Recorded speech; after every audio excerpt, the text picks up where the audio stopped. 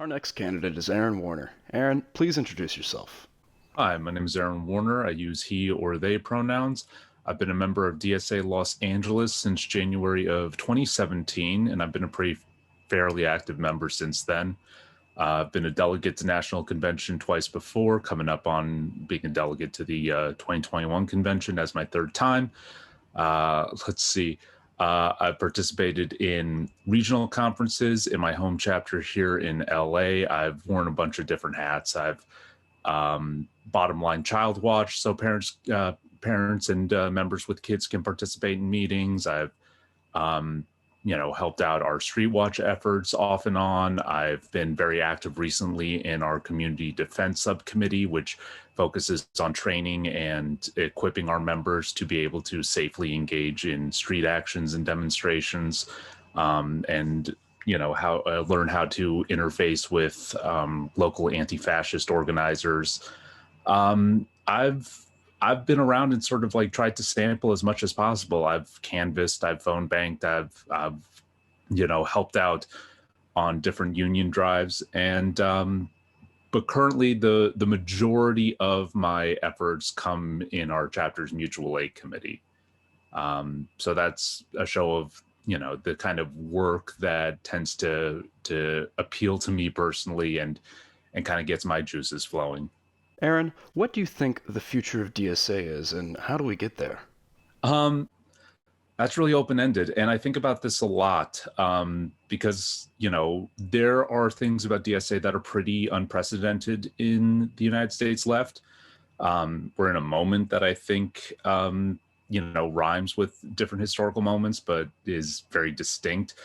I think in a lot of ways, DSA is, again, still more comparable to things like SDS, things that come out of like the student milieu, because I mean, that's where DSA's founding came from. But I think what separates us from SDS is that, and I think a big thing is the fact that we're adopting an official platform this year, because that makes our goals and our demands a lot more concrete. And it does something distinct in that it takes all of the multivariate and multi-tendency analyses of DSA members and puts them into concrete goals and a unified concrete platform.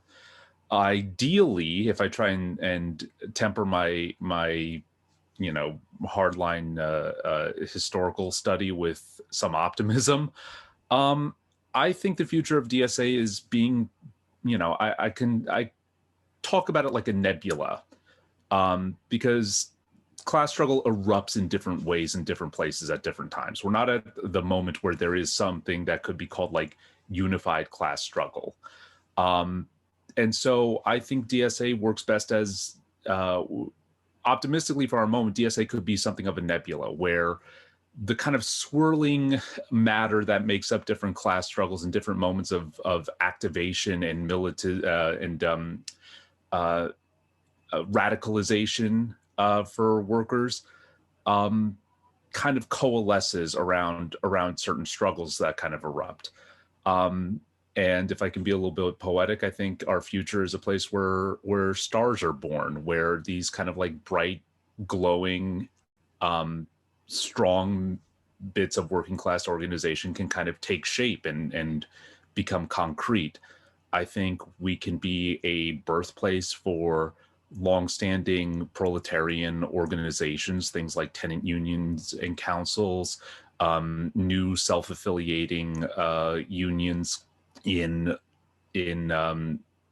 currently unorganized work sectors, and other types of organizations that bring working class people together in that unified struggle and kind of build what we would consider our moment's version of the class for itself.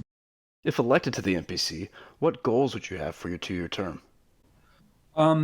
In addition to doing my best to be a good liaison to whatever working groups that I'm interfacing with, and being a good steward of the process of pursuing our resolutions that we're going to be voting on this convention, I'd like to participate in ways that give us standardized tools that allow chapters and locals and geographic pockets of at-large members that don't have a chapter or an organizing committee yet. I'd like to try and work on building those standardized tools that allow members to activate and to kind of make that transition from being, what, for lack of a better term, we call a paper member, to make that transition to having their membership in DSA be intimately tied to how they engage in class struggle with their coworkers or with their community in their day-to-day life.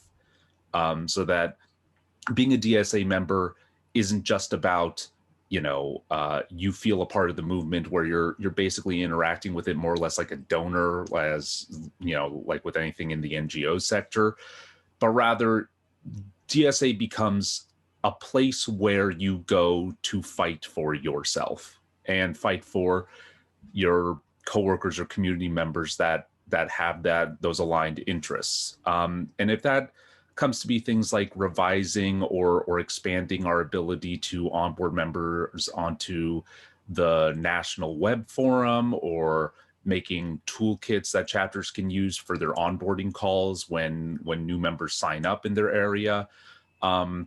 I think a lot of things can be done with just kind of like standardizing the record keeping for different locals and different chapters, and at the and finding things to do geographically that pertain to at-large members. So those are a little bit kind of pie in the sky, I guess more pet projecty things that I would want to bring to the NPC. And I would also want to be a voice for types of work that aren't necessarily, as, for lack of a better word, marketable for DSA, for our work that goes beyond the traditional labor organizing and work that goes beyond traditional electoral engagement. My chapter now is engaging in a sort of educational project with Cooperation Jackson. And I think there are a lot of lessons to be learned from there in building alternative working class institutions. What does it mean for an NPC member to be, as you put it, a good steward or good liaison in our organization? From what I've been able to see from my little far-flung corner, I think what helps is being somebody that respects the agency of the people that are engaging in a given working group. What I've seen a lot in my organizing is that the people doing the work, really the worst thing that you can do for somebody is basically act like a day shift manager that just got hired on and is trying to tell people working on the shop floor, on the line, your great ideas for how things should work when you haven't actually worked on that floor with them. So I think the first things are really making good use of the practice of worker inquiry, saying, what are you guys up to? What is most pertinent to you at this moment, and what do you think you need to do it better? And so like any organizing job, most of it is listening and asking questions, less so than offering answers right out the gate. Thanks, Aaron. Our next question. While considering our organization's limited resources, how would you approach the issue of prioritizing the work that the NPC is responsible for?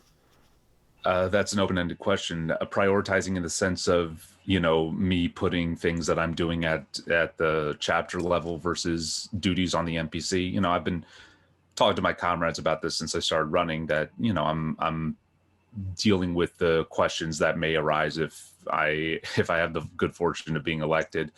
As far as within the NPC, I think, delegation really matters. I think finding ways to bringing more people into certain work, bring people into campaign work, bring people into working group work. The thing that I always find to be the most limited resource in my DSA organizing is people, is people with free time. And my approach is like always finding a way to, sorry to crib like a very like PMC term, but decrease the bus factor, try and give as much, make sure that everybody everyone who's bottom lining something, or everybody who has a certain task assigned to them, and making sure that meetings end with kind of concrete asks or concrete directives for people to pursue. Making sure that no one is kind of flying solo, so that there's always built in, get more people on board than you think you're going to need, so that, if life happens, as it always does, that there's ability for other people to pick up the slack. And also from the outset, do as much as possible to make sure that people are learning how things are done as quickly as possible. And that means involving people in processes that they may not think that they have the skills or the aptitude for off, and kind of like build in basically apprenticeship or mentorship kind of practices into procedures as much as possible. You emphasize the importance of delegation. As an NPC member, how would you work to improve the way our organization brings people into the work? I think, and this goes back to kind of developing those tools for activating less active or inactive members. And if that comes to, I mean, members cold calling each other, or putting out more more membership surveys, as we've done with labor commission work in the past, and kind of developing from that stable and sort of secure, because tech security and privacy are always a concern. Stable and secure resources that let us know who in what chapter has what knowledge base or skill set. And so that if it comes right down to, we really need somebody that really knows Airtable to make this campaign work, or it's like, all right, there's somebody in Tidewater who's great at Airtable, and just being able to, really understand what resources we have in each other, and make those make knowledge of that more widely dispersed. Thanks, Aaron. Another question now. How will you work with fellow leaders who you may not always agree with? I went to film school, and I had to take a TV writing class once. And in my TV writing class, one thing that they taught you about how to deal with the writer's room is, if you see an issue and you don't quite know what the best solution is, you can sort of like look in the direction of what the solution is and say, all right, the bad version Thank of you, Aaron. this So would be another this. question Okay, so now. bad version, How will you you work know, with fellow uh, leaders who you may not always agree with? he stops the train by standing in front of it. And that hopefully generates a thought process in the other person's mind, that it's like, okay, I can cover my flank more or less, and make sure that there's less contention coming at me from other comrades if I make sure that there's an addendum or an amendment to this work that looks in that direction. I've pretty rarely encountered moments where conflicts with comrades is really intractable. Most of it is just offering, like, hey, there is something about this that could alienate certain comrades. There's something that could have a negative knock-on effect. Here's something we could do, and offer it as a solution and be solution oriented. Here's something that we could do to cover that base. And in really, really rare instances where I think that there's an instance of, just for lack of a better word, bad faith obstructionism or bad faith stonewalling, the best thing to do is just know who your like-minded comrades are, and find ways to organize in a way that still make those needs met, even if they're being, for lack of a better word, obstructed. I'm not saying that this is a everyday thing in my experience, but typically the solution to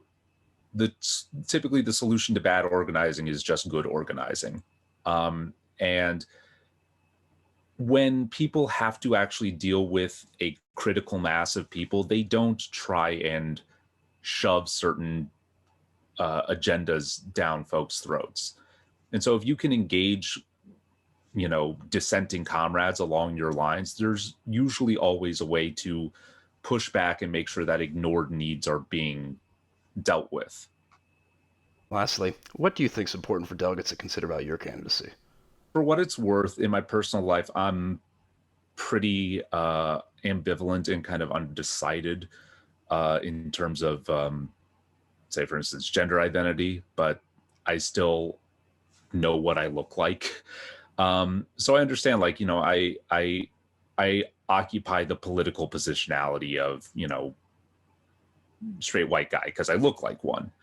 And so in terms of representation on the NPC, I'm, count me as not a non-man because, I pass, for lack of a better word. And I think it's a matter of, 10 seconds left. Yeah, there's no way I can add more to that and make that more robust. I'm sorry. Thanks, Aaron. That completes our interview with Aaron Warner.